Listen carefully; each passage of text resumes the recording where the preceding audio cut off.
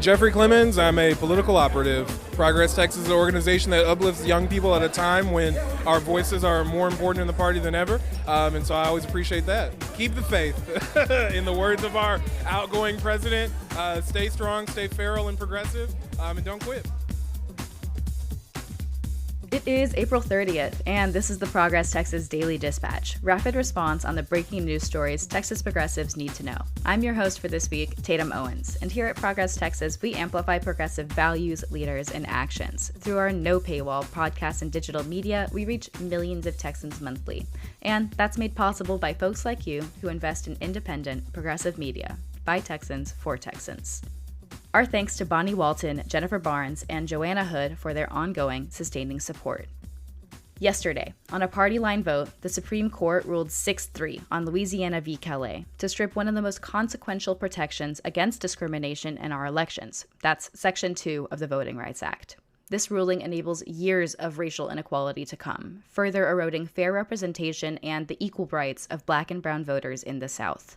Without federal intervention from a new Congress, far-reaching harm beyond the next census is assured.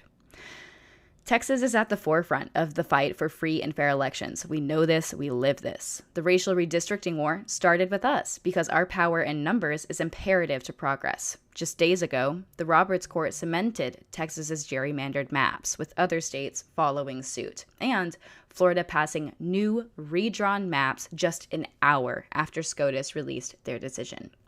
There is no understating the impact Calais will have on our state, but Texans know this fight and believe that voters should choose their representatives, not the other way around.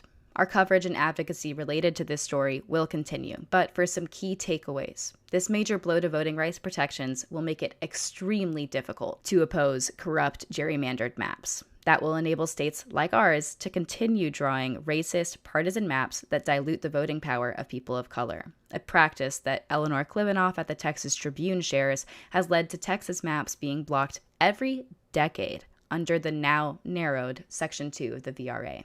In a statement from Progress Texas released yesterday, Progress Texas Executive Director Kathleen Thompson said, quote, 60 years ago, Democrats passed the Voting Rights Act thanks to civil rights leaders and Texas progressive Lyndon Baines Johnson, and racists have been working to overturn it since. The far-right Roberts Court landed another blow, but it's no knockout. From Texas to Louisiana, the people demand equal voting rights for every American. They're mobilizing, organizing, and ready to punch back at the ballot box, unquote. Moving to another story relevant to our justice system and the systemic racism upheld within it, many advocates across the state and nation, including the LDF, are watching the clock as James Broadnax's execution by the state looms today. Sarah Bahari at the Dallas Morning News reviewed his case, showcasing how the 37-year-old, convicted at age 20 for a murder he allegedly didn't commit, has sought every avenue for an appeal. Bahari says he has, quote, transformed on death row, where he mentors youth, found God, got married, and has asked for forgiveness, unquote. His lethal injection is scheduled for today in Huntsville, and many are calling for Governor Abbott to postpone still. This would otherwise mark the third execution this year. A brutal and violent reminder that our state has a legacy in leading the nation in executions, a deeply unfair practice that has been proven to be flawed, as our justice system is, with Texas coming in only second to Florida in capital punishments. To make some change, the folks at Texas Coalition to Abolish the Death Penalty do great work and have information on their site, including calls to Governor Abbott for Broadnax's execution.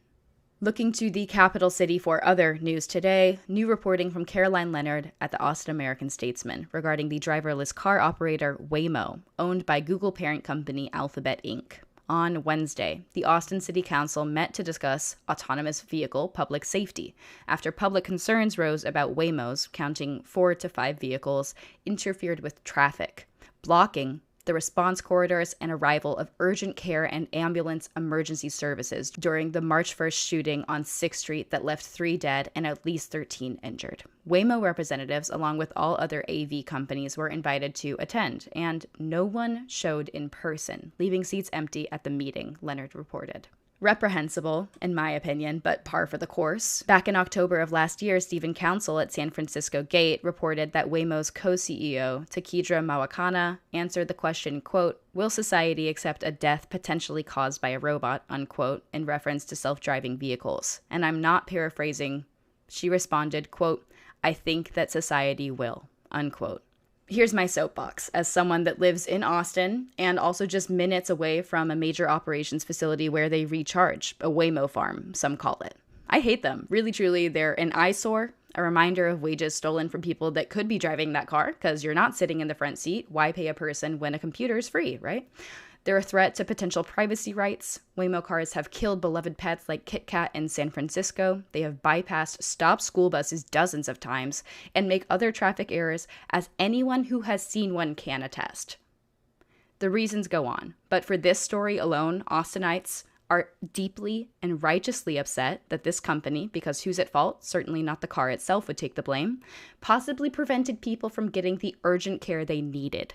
And even more incredulously, Waymo didn't even care to show up. Why, when a society apparently will accept it? The response they provided instead of attendance said they answered all questions. I don't think so. Inhumane and apathetic. FYI, city councils are limited in regulating AVs, with the state preventing municipalities and counties from creating any laws or regulations restricting AV deployment. Finishing out, and also on the note of unregulated tech in Texas, the amazing Sammy Seaman at the Austin Chronicle is out with a new article called "How Data Centers Are Eating Up Rural Texas." She profiles Texas Progressive Caucus president and candidate for Texas Agriculture Commissioner Clayton Tucker, asking the fourth-generation farmer from Lampasas about the vast impacts this exponentially growing infrastructure will have on our rural neighbors. Some takeaways, but recommend giving it a read. 1. Weather extremes like drought are already difficult for Texas farmers to survive, not to mention the encroachment of corporate ag barging in and monopolizing the industry. But data centers pose a new additional threat to, quote, dwindling water and land availability for agriculture, unquote. 2. Demand from AI growth has led to a boom in Texas, with us on trend to lead the world in data center markets and infrastructure by 2030. 5 years. 4 years. I know math. Currently, Virginia's at the top, but there are 30 centers being built across our state, of which only a portion used 25 billion gallons of water in 2025, projected to use a whopping 161 billion gallons by 2030. 3. As we reported earlier this week, our strained grid will also take energy burdens, with data centers demanding a number quadruple the size of what our grid can currently support.